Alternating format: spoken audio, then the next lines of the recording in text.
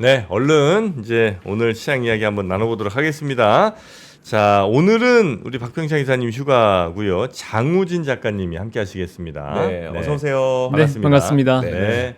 많은 분들은 이제 그 전자공시생으로 알고 계시기도 하고, 네, 우리 클로징벨 라이브 보시는 분들은 이제 이미 익숙한. 네. 많이 계속 나오시죠, 정기적으로. 네, 주 3회씩 나오고 주 있습니다. 3회씩 나오고 네. 계시죠. 자, 우리 장우진 작가님은 이 시장을 굉장히 데이터를 좀 위주로 중심으로 많이 보시는 것 같아요. 네, 매일 시장을 정리하고 있습니다. 아, 네. 그렇습니까? 네. 자, 그러면 어떻게 우리 시장도 한번 하나하나 정리해 볼까요? 어제 우리 어제장부터 시장부터? 정리하나요? 네, 저는 이제 방식 몰라가지고 그냥 네. 따라가려고 했었는데. 아, 그러셨어요? 네. 네. 뭐 아, 원하시는 대로 그냥. 원하는 데 다 됩니까? 아, 알겠습니다. 이런 거 한번 해볼게요. 그러면 뭐 올라요 오늘? 네? 오늘 뭐 올라요? 오늘 우리 시장에서요? 네. 아니 전망은 조금 어려운 부분이긴 한데. 뭐 한다는 거예요 그러면? 뭐 하고 싶은데? 일단 반도체는 좀 좋지 않을까 싶긴 한데요. 아, 오늘? 네네. 아, 그래요? 네, 미국에서 반도체가 좀 좋았기도 하고. 아, 그렇습니다. 미국 시장 잠깐 마감 좀 볼까요 그러면? 네, 미국 시장 마감부터 설명을 드리면 네. 그러면 네. 미국 시장의 3대 지수는 이제 모두 상승했습니다. 그러니까 저는 이렇게 표를 정리하고 있는데 네. 일단 상승 종목 수를 좀 같이 비교를 하고 있거든요. 상승 아이고야. 종목 수를 보면 네. 전반적으로 이제 강세긴 했는데 네. 다우나 S&P가 엄청나게 강했다는 그런 느낌은 아니에요. 그러니까 물론 네. 상승하긴 했지만, 근데 나스닥 100을 보면 64 종목이 오르고 이제 37 종목이 빠졌고, 나스닥이 이제 거의 2,000 종목 가까이 상승했으니까 시장의 주도는 기술주, 나스닥 중심으로 좀 더 갔다라고 볼 수 있는 거고요. 그 중에서도 보면 이제 러셀 2000 지수가 1.21%, 이제 반도체 지수가 2.54%가 상승했죠. 아, 반도체. 네, 전체 시장에서도 봤을 때는 이제 중소형과 반도체가 좀 더 강세를 보였던 시장이었다라고 이제 확인할 네. 수 있는 거고, 어제 이제 미국 시장에서 특징이 뭐였냐면 테마주들이 일제히 좀 급락을 했었어요. 네. 전날. 네, 지난 밤 사이요? 아니면 전날? 그렇죠. 그저께. 그 전날. 네, 그 전날. 그쵸. 네. 네. 막 오클로 떨어지고 막 난리도 아니었었죠. 그렇죠. 네. 그러니까 그러면서 이제 이틀에 걸쳐서 이제 미국의 어떤 테마주들이 조정을 받으면서 네. 버블에 대한 논란이 좀 강하게 있었는데, 오늘은 그게 약간 불식되는 흐름이 나왔거든요. 보면은 AI 반도체와 관련된 이제 이거는 이제 제가 관리하고 있는 유니버스입니다. 그 네. 관련된 기업들 중에서 이제 AI 반도체 관련 기업들이 굉장히 강한 모습이 나왔고, 아, 이거 작가님의 유니버스예요? 네네. 오. 제가 한 600개인가 700개 정도 그냥 기업들을 계속 보고 있는데, 네. 미국 시장에서? 네, 미국 시장에서. 그리고 우주 이제 양자, 요 대표적으로 테마주로 이제 언급되고 있는 우주 양자, 드론, 코인 관련된 주식들이 굉장히 강세였고, 원전도 강세였고요. 그다음 히토류는 좀 약세. 그러니까 워낙 강세를 보였다 보니까 히토류는 조정이 좀 더 이어지는 모습이 나오고 있습니다. 그리고 경기 방어주는 오히려 조정을 나왔었죠. 그러니까 장의 색깔이 이제 어제 그제와 완전 다른 이제 모습을 보였던 게 미국 시장의 모습이었던 것 같고요. 네. 오늘 시장에서 좀 특이했던 게 뭐냐면 철강화학입니다. 미국에? 네, 미국의 철강화학. 어. 미국에서 철강이 굉장히 강했고 화학주도 철강 화학주가 있어요? 아니? 있습니다. 많지는 않지만 있죠. 일본이 인수했던 네. 그 기업. 뭐 알코아도 있고, 네. 네, USST도 있고, 네네. 네. 근데 화학 같은 경우는 다우. 그러니까 다우. 미국도 굉장히 그러니까 화학이 강한 기업들이 있죠. 그러니까 기업들을 좀 더 보여드리면, 네, 내용이 많아서. 지금 이거는 운영하시는 네, 제 블로그입니다. 전자공생이라고 하는 네이버 블로그에서 제가 올려드리고 있는 이걸 글들이에요. 매일매일 올리세요? 네. 아, 여기 나오네요. 네. US틸. 스틸 다이내믹스, 뭐 알코아, 뉴코아인데, 뭐 알코아가 특징적으로 좋았어요. 철강 같은 경우에는. 그리고 화학 같은 경우에는 다우, 듀퐁, 뭐 라이온델 바젤 다 좋았는데, 특히나 다우가 오르는 모습이 나왔고, 이게 제가 어떤 것과 좀 연계가 된다고 생각하냐면, 한국에서도 최근에 화학 업체들이 좋거든요. 네. 그러니까 화학 업체들에 대해서 실적이 그렇게 안 좋아요라는 얘기를 함에도 불구하고 화학 업체들이 굉장히 강세를 보이는 건, 결국은 기존에 안 좋았던 기업들도 앞으로의 개선점만 보인다고 한다면 언제든지 튀어줄 수 있다라는 건데, 오늘 알코아가 올랐던 주요 이유 중에 하나가 3분기 실적이 좋았다. 그리고 알루미늄과 알루미나라고 해서 알루미늄의 원료가 되는 이것들의 생산 개선에 신호가 있었다. 그러니까 일정 부분 신호만 보이면 어딘지 자금이 들어갈 수 있는 준비는 되어 있다라는 거예요. 알코아가 알루미늄 특화된 네, 회사인가 보군요. 그렇죠. 네, 글로벌 알루미늄 회사라고 보시면 되고요. 그다음에 다우 같은 경우에도 3분기 실적이 좋았습니다. 그러니까 EPS 예상치가 마이너스 29센트였는데 실제 마이너스 19센트. 적자를 덜 봤다는 거예요. 음. 그런데 13%가 올랐어요. 그 시장에 돈 많고 사고 싶은 사람들도 많은데, 그러니까 호재라고 할 만한 거 좀만 나오면 바로 그냥 올라가는군요. 그렇죠. 그런 분위기를 굉장히 잘 보였다고 생각을 하고 심지어 업종이 별로 그렇게 선호되지 않는 업종임에도 불구하고. 그렇죠. 오히려 많이 눌려있던 기업들이 반등할 수 있다고 본다면 우리나라 기업들도 철강이나 화학들의 반등에 대한 충분히 가능성을 염두에 둘 수 있다. 네. 철강 같은 경우는 특히 이제 관세 관련된 것들이 이제 관건인데 이것만 잘 해결된다 그러면 또 강세로 갈 수 있는 배경이 될 수 있지 않을까라고 하는 힌트를 줬다라고 볼 수 있는 것 같습니다. 네. 근데 미국은 이해가 되는데 왜냐면 미국 내에서 생산하는 철강이니까 이건 관세 없잖아요. 그렇죠. 근데 해외 철강은 들어가면 50% 관세잖아요. 관세가 있죠. 그러니까 그 관세가 어떻게 협상이 돼서 아니면 관세 자체에 대한 게 이미 주가에 녹아버리면 그 이후에는 관세가 아닌 다른 걸로 이제 평가를 하게 될 거잖아요. 근데 방금 말씀드렸던 것처럼 일정 부분의 힌트만 보이면 주가는 언제든지 띄울 준비가 돼 있다는 거죠. 근데 최근에 보면 뭐 대한유라든가 LG화학이라든가 정말 큰 네. 이슈 없이 그냥 주가가 10% 이상 맞아요. 급등했었거든요. 네. 그런 현상들이 철강에서도 나타날 가능성이 있다라는 거죠. 그러니까 물론 실적들은 안 좋고 애널리스트는 여전히 안 좋게 볼 수 있겠지만 가능성이 있다. LG화학 같은 경우에도 애널리스트의 목표 주가가 40만 원을 안 넘어요. 근데 지금 거의 그 정도 육박했잖아요. 그러니까 그런 것들이 애널리스트들의 생각과 시장의 어떤 유동성은 달리 갈 수 있는 부분이기 때문에 지금 시장에서는 그런 것들을 좀 염두에 둘 필요는 분명히 있는 것 같습니다. 네. 자, 미국 시장에서 이런 종목들이 좀 눈에 띄는 종목들이었다. 이렇게 이제 볼 수가 있을 것 같고요. 네. 어제 우리 시장도 한번 볼까요? 그러면 어제 우리 시장은 이제 제가 반도체 강세를 좀 얘기했던 게 뭐냐면 누구죠? 리사. 네. 리사 얘기 잠깐 먼저 할까요? 네. 네. 리사 왜 나? 어제 장 마감에서 NXT에서 이제 많이 올랐던 종목들을 보면 1등이 삼지엔터였어요. 15%가 이제 차이가 났거든요. KRX랑 티니핑. 네, 티니핑. 근데 이제 리사가 지금 뭘 주고 계시는지 한번 보시겠어요? 티니핑. 하추핑. 하추핑. 네, 하추핑 그립톡을 들고 있잖아요. 네. 그러니까 여기에서 이제 뭔가 제휴나 이런 것들에 대한 얘기가 나온 거죠. 이 인스타그램에 올라온 사진인데 네. 이것 때문에 네. 어제 이것 때문에 15%가 올랐다. 리사가 하추핑 케이스 하나 보여준 사진으로 네. 저 3G 엔터테인먼트의 주가가 15% 뛰었다고요? 아, 그렇죠. 네. 와, 진짜 난 이럴 때마다 난 이 방송하기가 싫어요. 허탈하죠. 아니 그 열심히 뭘 해봐야 뭐 하냐고. 리사가 한번 사진하면 15% 뛰고 리사가 저기 막 찡그린 표정이었으면 한 15%또 마이너스 났을 거 아니에요. 네. 난 진짜 너무 이게 싫다. 근데 어떻게 보면 이제 삼지엔터의 사업이 확장되는 측면에서 보면 단순히 엔터가 아니고 다른 사업자 그러니까 이런 뭐 굿즈 같은 것들이 확장된다고 보면 뭐 충분히 뭐 모멘텀 받을 수도 있는 부분이죠. 그래요. 네. 그리고 어제 우리 시장을 보면 코스피가 1% 조정이었고 코스닥은 0.8%가 하락했습니다. 양 시장이 좀 다 하락했는데 장 초반에 부진했어요. 그러니까 미국 시장 따라서 장 초반에 부진했다가 반등한 흐름이 나오고 그다음 막판에 다시 조정이 나왔었거든요. 근데 그 흐름 속에서 시장을 주도했던, 그러니까 시장의 흐름을 주도했던 것들은 기관이었고요. 네. 기관이 잠깐 이제 매수하니까 오르는 모습이 나왔고 전체적으로 봤을 때는 개인들이 시장을 주도하는 흐름이 나왔습니다. 그러니까 개인들이 순매수를 굉장히 강하게 했다라는 건데 이게 전 세계적으로 약간 공통적이에요. 전 세계가 개인들의 흐름에 의해서 개인들의 자금에 의해서 시장이 움직이고 있는데 물론 어제는 조정이 좀 있었지만 최근의 시장 흐름을 보면 외국인들은 매도를 함에도 불구하고 개인들의 매수세로 시장이 강세를 보이는 흐름이 나오고 있거든요. 근데 이게 아까 말씀드린 것처럼 미국도 똑같은 모습이 나오고 있고 그럼으로 인해서 변동성이 확대되고 테마주 중심으로 굉장히 강한 흐름들이 나오고 있다. 이게 좀 특징적인 부분이었고 일단 뭐 글씨는 하나도 안 보이거든요 지금. 그런가요? 네. 네네. 보이겠어요 저 글씨가? 그래서 저 글씨에 뭐 색깔들이 쭉 있잖아요. 네네. 그러니까 뭐 검은색은 뭐 떨어졌다는 거야 아니면 뭐 그런 건 검은색은 지금 섹터를 보이는 거고요. 네. 네, 섹터를 제가 적어놓은 게 검은색이고 빨간색이 올라간 거예요? 네, 빨간색은 올라간 거고 파란색은 많이 떨어진 섹터. 빨간색이 뭐뭐뭐뭐 있어요 좀. 지금 빨간색으로 보이는 건 PCB 기판.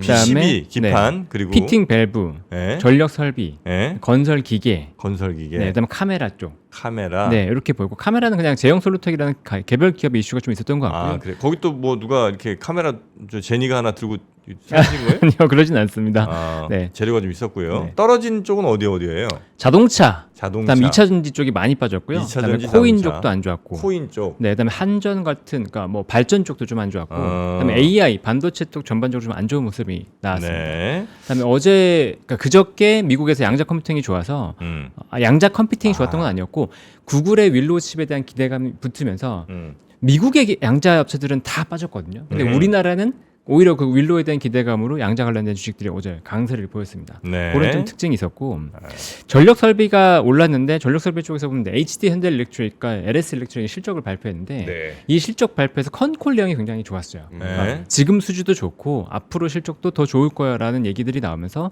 전력 설비 쪽의 주가가 급등했었고 특히나 HD 현대일렉트릭에 대한 그 보고서 내용들을 보면 목표 주가가 일체히 상향되고 있습니다. 그래요? 네, 뭐 70만 원대, 뭐 60만 원대에서 지금 80만 원대 후반, 90만 원대로 일제히 상향되고 있기 때문에 전력기기에 대한 기대감이 한층 더 올라왔다. 근데 저는 이제 이 문구를 특히나 주목을 했는데 HD 현대일렉트릭에서 지금 북미 쪽 수주가 좋고 실적도 네. 좋은데 AI 관련된 건 이제 시작이다라는 이제 표현을 했어요. 그러니까 AI에서 지금 오클로도 오늘 발표를 했는데 스타게이트 관련된 프로젝트가 이제 시작할 거다라고 얘기했잖아요. 그러니까 그들이 수주를 받을 때 어디에 쓸 건지에 대해서는 그들도 아니까 네네. 이게 진짜 AI 데이터 센터 관련된 변압기를 수주를 하는 건지 네네. 아니면 그냥 원래 뭐 초과 변압기 원래 수주하는 건지 그걸 그렇죠. 구분해 보건데 네. AI 관련된 건 수주는 이제 시작이다. 이제 시작이다. 아 그런 네. 얘기를 했었어요. 그렇죠. 스타게이트 관련된 것들이 앞으로 전망을 봤을 때 스타게이트 관련된 AI 프로젝트들이 이제 받을 거다. 본격적으로 받을 거다. 그러니까 전망이 좋다라고 얘기한 거죠. 그러니까 우리가 AI에 대한 기대감을 미리 반영했지만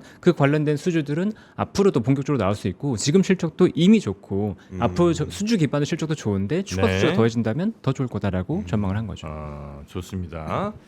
자, 그러면 이제 우리 시장과 미국 시장 네. 대략적으로 한번 살펴봤고요.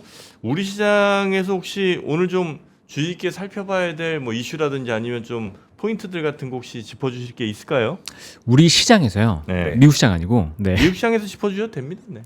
네. 하고 싶은 거 하세요. 네네. 알겠습니다. 아까 뭐 이제 말씀을 미리 하셔가지고 네. 미중 협상에 대한 것들은 뭐 얘기가 있었는데 일단 미중 협상이 이루어진다는 것 자체, 정상회담이 이루어진다는 것 자체가 합의가 대충 이루어졌다라고 볼 수도 있는데 네. 좀 또 특이한 건 뭐냐면 24일에서 27일 사이에 음. 말레이시아에서 고위급 회담이 5차 협상이 있겠다고 얘기했어요. 네. 여기에서 회담 내용 이후에 이제 정상회담이 이루어지는 거기 때문에 아마 5차 협상에서는 굉장히 구체적인 뭔가 내용들이 나오지 않을까라는 생각을 좀 하게 되고 그다음에 또 발표됐던 것들이 이제 한미 협상도 이루어질 거다라고 얘기했잖아요. 네. 29일에 한미 정상회담은 이루어지는 걸로 이제 확정이 됐는데 예. 네. 그러면 우리 쪽에서 이제 관심을 가질 건 자동차긴 합니다. 근데 그렇죠. 이게 자동차. 이슈가 뭐냐면 이재명 대통령이 어제 발언 때문에 좀 걱정이 돼요. 그러니까 뭐요? 이재명 대통령이 네. 우리가 미국과의 어떤 MOU가 정식적으로 체결되는 건 아닐 것 같다. 그러니까 우리 8월에 한미 정상회담 있었잖아요. 근데 그 이후에도 우리 관세 협상 사인 안 했죠. 네. 근데 이번에 정상회담을 한다고 해서 사인할까라고 봤을 때 어제 이재명 대통령의 발언을 보면 아닐 수도 있겠네. 라는 좀 생각이 드는 거죠. 그러니까 가장 큰 관건은 3,500억 달러 투자에 대해서 우리가 어떻게 할 거냐인데 그거를 이제 못하면 네. 결국 25% 관세에 맞고 있는 현대자동차로서는 매우 미국 수출에 있어서 좀 힘들 수 있다. 그렇죠. 단기적으로는 뭐 추가적으로 이제 상승 동력이 조금 꺾일 수도 있는 거고 만약에 이 협상에 대해서 긍정적으로 바라본다고 한다면 자동차 기업들이 좀 조정이 나왔으니까 다시 반등하고 올라갈 수 있는 계기가 될 거다라고 좀 보고 있습니다. 네. 그런 것들은 이제 우리가 살펴봐야 될 내용들이고 네. 그리고 좀 흥미로운 요 자료가 하나 있는 것 같은데 테마 수익률 상위 하위 탑 10? 네. 아까 이거 보여드렸던 것들의 정리예요. 아, 그거 정리해요. 네네. 자, 이걸 보여주시지. 이게 나 스트레스를 뻔했네. 아, 네. 근데 요 부분은 뭐냐면 네. 이 지도를 대충 보면, 그러니까 네. 이게 지금 잘 안 보이셔서 안 그런데 보여, 블로그에 안 보여. 들어와서 이제 보면 네. 이제 파란색이 들어와 있는 부분은 전반적으로 안 좋구나 이런 것들을 이제 확인할 수 있는 부분이었고 여기를 보면 이제 어제 테마 수익률에서 상위는 이제 소캠. 아, 이렇게 보면 좋네. 소캠은 뭐예요? 소캠은 이제 반도체 기판 관련된 거죠. 그러니까 아, PCB 네. 뭐 이런 거? 네, PCB 아, PCB 심택이 밑에 들어갔어요. 있구나. 네. 네. PCB랑 이제 소캠이 섞여 있다고 보시면 되는데 네. 메모리 네. 메모리 아닙니까? 메모리죠. 그러니까 소캠 자체는 메모리인데 네. 이제 우리나라에서 주로 주목받는 기업들은 이제 기판 관련된 주식들이 많이 주목을 소캠 받고 있다. 관련된 기판이 네네, 많이 주목을 받고 있고, 있군요. 네, 그래서 이제 심텍이라든가 TLB라든가 이런 기업들이 주목을 받으면서 어제 좀 강세를 보였습니다. 그래서 심텍은 특히 15% 정도 올랐거든요. 이 관련된 이슈가. 그러니까 소캠 2에 대해서 이제 수주를 받았다는 얘기가 나오면서 요 테마는 우리 작가님이 직접 선정하신 테마인 거죠? 그러니까 만드신 테마? 예를 들면 효성 테마도 뭐 있어요 원래? 원래 뭐 소캠 테마가 있냐고요? 아니 효성. 아, 효성이요. 네. 그러니까 그룹주 테마들도 있죠. 뭐 삼성이라든가 이런 테마주들이 있는데 네. 그런 것들 중에 최근에 이제 주목받는 그룹들이 있으면 제가 좀 편입해서 넣고 그런 거 이제 그렇게 하고 따로 있습니다. 정리하시고. 네네. 예, 그래서 전력설비, 양자, 암호, 뭐 PCB, 효성그룹, 건설기계, 우크라이나 재건, 네. 피팅 밸브 등이 이제 어제 수익률 상위의 그런 테마였고. 그렇죠. 예, 그리고 네. 재건주는 사실 상위라기 보기는 어려운데 건설 기계주들이 급등을 하면서 우크라이나 재건주가 올라간 것처럼 보이는 거죠. 아 그래요? 네. 건설주가 그냥 좋았다. 네, 건설 기계 쪽.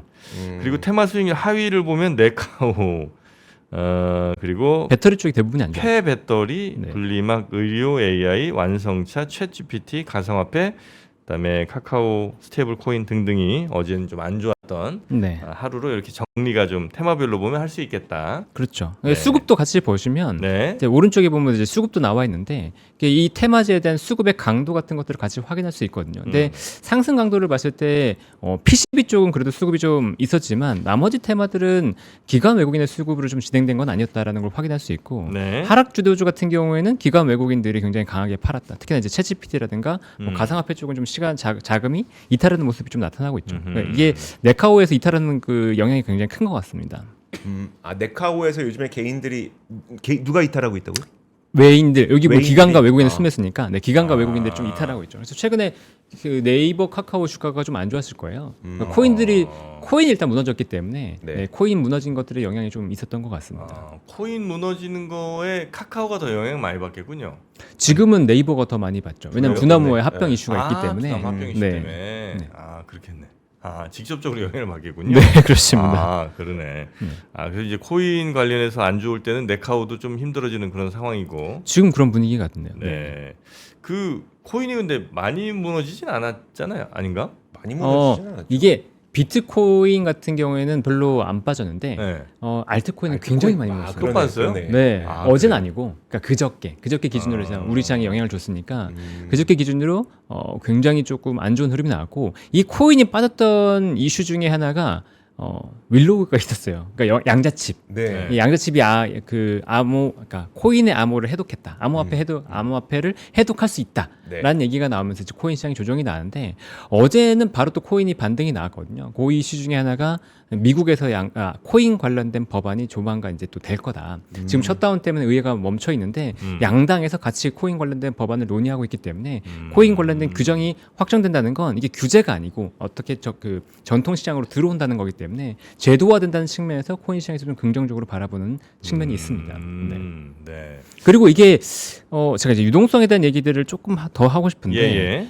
지금 스테이블 코인이 본격적으로 들어온다고 치면 우리들이 유동성에 대해서 굉장히 크게 주목을 해야 된다고 얘기를 하고 있거든요. 네. 그러니까 제가 이제 클로징 벨에서는 그 코스피 7,000원 되는 얘기를 하고 있는데 뭐 3년 내에 7,000 갈 것 같다. 근데 그 중요한 이유 중에 하나는 지금 유동성이 폭발이 전조가 보이고 있다. 네. 그러니까 이게 금가격 상승하는 게 유동성 폭발의 전조라고 생각을 하고 있고 연준의 완화적 정책 기조, 그다음에 미 행정부의 부양책 본격화 이게 당연한 건데 플러스로 스테이블 코인을 우리는 분명히 봐야 되거든요. 그러니까 네. 스테이블 코인으로 자금이 만약에 뭐 1조 달러가 들어간다. 그러면 1조 달러가 바로 2조 달러로 뻥튀기 돼서 나온다고 보시면 됩니다. 왜냐하면 예전에는 스테이블 코인을 뭐 한다고 할 때 담보를 기반으로 스테이블 코인을 받았잖아요. 그럼 담보는 국채를 샀고 국채 쪽에서 자금이 돌았던 거고 이 스테이블 코인 기반 자금은 코인 시장 내에서만 돌았어요. 네. 근데 지금 이제 코인 시장을 활성화한다는 것 자체는 뭐냐면 이 스테이블 코인 기반 뭐 전반적인 코인 기반의 결제 시스템도 우리가 확정한다는 거잖아요. 그러면 그러니까 스테이블 코인을 발행하기 위한 담보는 담보대로 돈이 돌고 있고 스테이블 코인은 스테이블 코인대로 돈이 돌아요. 그러네. 네. 네네. 그러니까 돈이 두 배가 돌아요.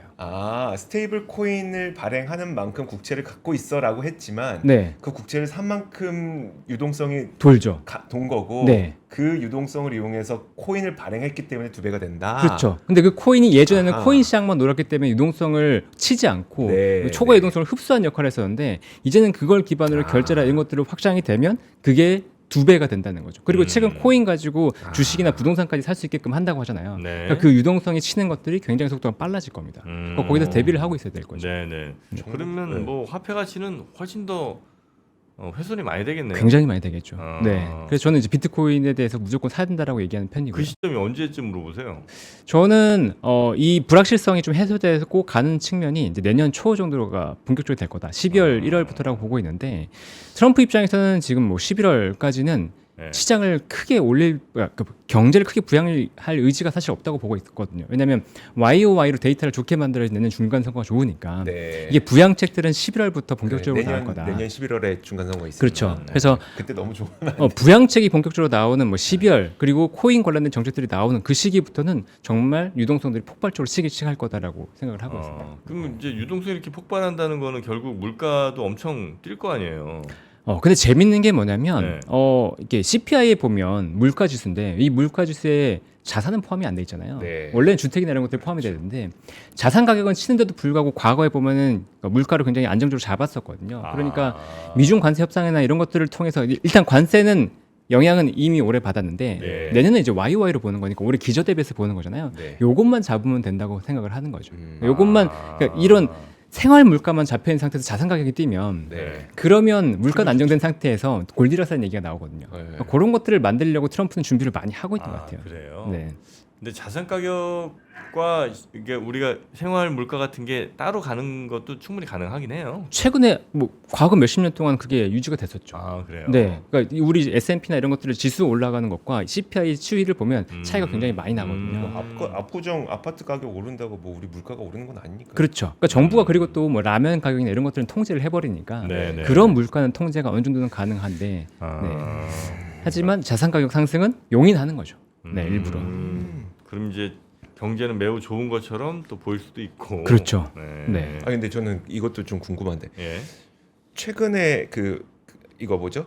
공포 탐욕 지수, Fear and Greed 인덱스. 아니 주가 많이 올라왔잖아요. 그렇죠. 근데 왜 이거 계속 공포예요? 우리나라도 똑같은데 우리나라도 ADR 지표라고 해서 상승 종목과 하락 종목을 비교한 지표가 있거든요. 그거 바닥입니다, 거의. 왜 그러냐? 공포예요? 네, 대형주수 중심으로 가서 그래요. 미국도 그렇고 우리나라도 그렇고 대형주가 시장을 주도하다 보니까 AI나 이런 쪽으로 쏠림이 굉장히 심했잖아요. 그러니까 전체적인 시장이 좋지는 않아요. 그러다 보니까 지금 공포지수가 바닥권에 있는 거죠. 예전에는 사실 이런 것들로 단기적인 트레이드도 됐었어요. 네. 그러니까 막 주가 오르는데 이거 탐욕 지수가 엄청 높아 그러면 뭐 잠깐 쉬었다 가자라고 하면서 약간 현금 만들어 놓고 그러면은 또 다시 공포 쪽으로 가면은 다시 사고 뭐 이거 됐는데 안 맞아요. 지금 사상 최고가인데 되게 공포스럽대요. 네, 맞습니다. 시장 분위기 그냥 갈라졌다. 그렇죠. 양극화가 굉장히 심한 거죠. 여기서 못 따라간 분들은 국내도 그렇고 미국도 그렇고 소외감이 굉장히 큰데 네. 이슈는 뭐냐면 미국은 그래도 대형주 중심으로 아는 거 네. 중심으로 따라가는데 국내는 그렇지가 않다 보니까 국내에서는 소외된 분들은 굉장히 손가락 빨면서 이제 힘들어하는 시장이 됐다는 거죠. 그러면 이게 순환하면서 다시 좋아질 거냐라고 봤을 때 저는 11월은 일단 관건이라고 봐요. 고비가 될 거다. 네. 그러니까 ADR이 젖었을 때 주가가 이렇게 차이가 나면 네. 그 이후에 과거에 이제 이런 사례들이 몇 번 있었거든요. 그럼 지수가 꺾였을 때 이 ADR 지표는 살짝 반등하지만 지수는 안 좋으면서 시장이 전반적으로 안 좋은 경우들이 좀 있었어요. 그리고 11월을 보면 이제 APEC 끝나고 그다음에 FMC 끝나고 하면서 일단 모멘텀들은 약간 소멸될 거라 보거든요. 셧다운 해소까지 되면 그걸로 단기 약간 반등을 했다가 시장은 좀 모멘텀 해소로 그러니까 끝나면서 이제 시장이 조정을 받을 가능성이 좀 보고 있습니다. 그러면 11월은 눌릴 텐데 그때 중소형주들이 반등하고 좀 기회를 줄 거냐 이거는 아직은 잘 모르겠어요. 우리나라도 양도세 이슈도 있기 때문에 네. 그러니까 저는 오히려 12월부터는 전반적으로 다 좋은 시장이 될 수 있다. 네, 부양책 12월 기반. 부터는? 네, 12월에 내년 쪽으로는 다 될 수 있는데 11월은 조금 조심하면서 현금, 아까 다 팔자가 아니고 현금 비중을 놔둬놓고 시장을 좀 관망하자, 좀 여유롭게 지켜보자라는 측면을 보고 있습니다. 그럼 그때가 투자하기 또 좋을 수도 있는. 그렇죠. 투자하기는 보시는 굉장히 거죠. 좋은 시기라고 볼 수 있는 거죠. 근데 사람들은 아이러니한 게 굉장히 싸고 사기 좋을 때는 사람들이 관심 없네? 그럼 안 사도 될 것 같은데? 라고 생각을 하고 오히려 이제 막상 시장이 오르면. 굉장히 이제 열광을 하면 너무 이제 부담스러울 정도로 열광을 하면 이제 사람들이 다 좋아하네. 나도 사야 되겠다라고 하면서 뛰어드는 경향들이 보인다는 거죠. 그런 건 뭐 충분히 뭐 그럴 수 있죠. 네. 지금 현재 우리 작가님 보실 때는 10월 이제 어느 정도 좀 갔으니까 하여튼 11월 시장은 조금 이제 조정 내지는 하여튼 좀 차분한 분위기가 아마 될 것 같고 네. 그다음에 12월, 1월 요럴 때 이제 더 좀 달릴 가능성이 좀 높다. 네, 그렇게 보고 있습니다. 네. 알겠습니다. 자, 그 달릴 때도 근데 뭐 다 달리는 건 아닐 거 아니에요.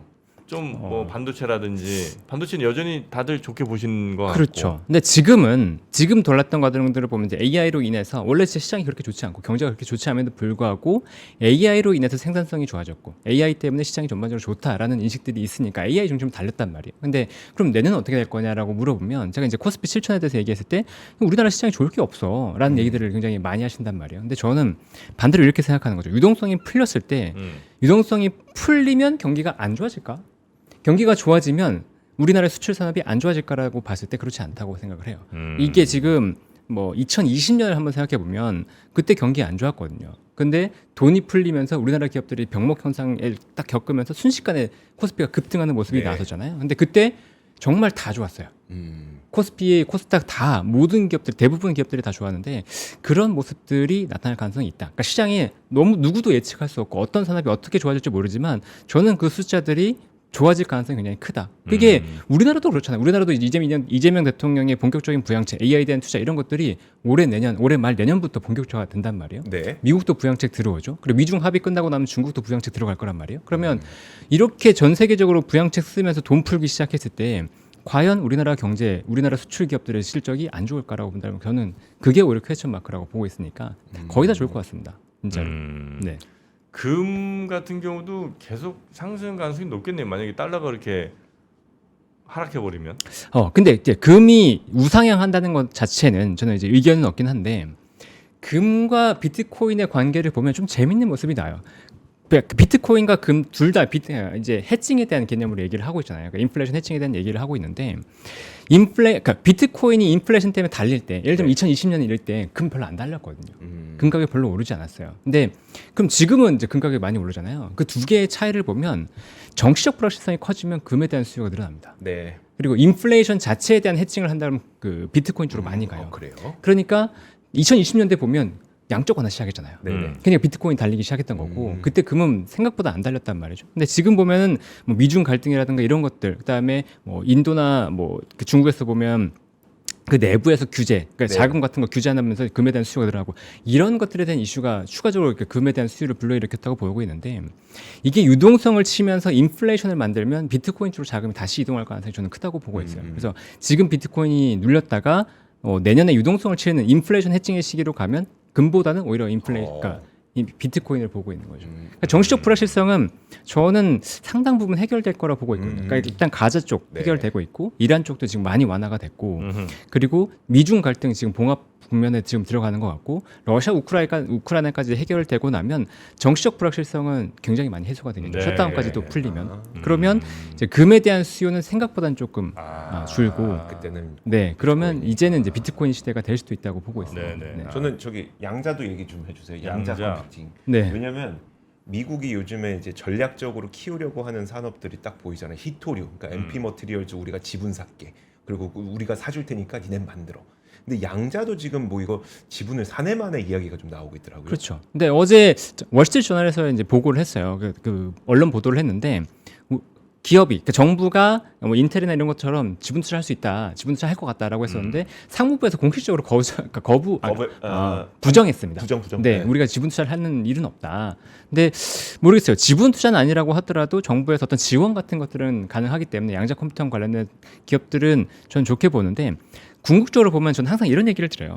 정해진 미래는 투자하는 게 맞다라고 얘기를 하고 있거든요. 그러면 정해진 미래는 투자하는 게 맞다. 그렇죠. 그러니까 앞으로 우리가 생각했을 때 무엇이 정해진 미래냐고 봤을 때 AGI 이건 정해진 미래죠. 네. 네. 전기차 뭐 정해진 그렇죠. 미래죠. 네. 뭐 자율주행 정해진 네. 미래죠. 로봇 정해진 미래죠. 네. 양자 컴퓨팅에 대해서 전 정해진 미래라고 생각을 해요. 그렇죠. 네. 그러면 이 정해진 미래에서 방향성이라든가 그 기업들이 어떻게 갈지에 대해서는 잘 모르겠다. 어떤 기업들이 될지는 아직 모르죠. 근데 그 과정 속에서 우리는 투자해서 기회를 만들 수는 분명히 있기 때문에 장기적으로 보고 여기서 기업들을 계속 관심을 갖고 여기서 기술 주도를 하는 기업들 중심으로 해서 골라내면 된다는 거죠. 점점. 뭐 옛날에 인터넷 기업에서 우리가 구글이나 아마존이나 이런 기업들을 골라냈던 것처럼 그런 과정들은 분명히 있는데 이 그 자체는 정해진 미래이기 때문에 양자 컴퓨팅에 대해서 더 이상 의심을 하거나 그럴 필요는 없다. 이라고 보고 있습니다. 아니 근데 그런 거 있잖아요. 우리 2차 전지도 정해진 미래잖아요. 그렇죠. 근데 주가의 짜증. 그 변동은 아니 그 부분 무시할 수 없거든요. 그러니까 네. 그 부분을 어떻게 해소를 해야 되니까. 2차 전지가 정해진 미래라고 생각을 할 수도 있죠. 근데 그러면 이렇게 이렇게 말씀드릴게요. 자동차는 정해진 미래였었잖아요. 과거에. 전기차요? 자동차.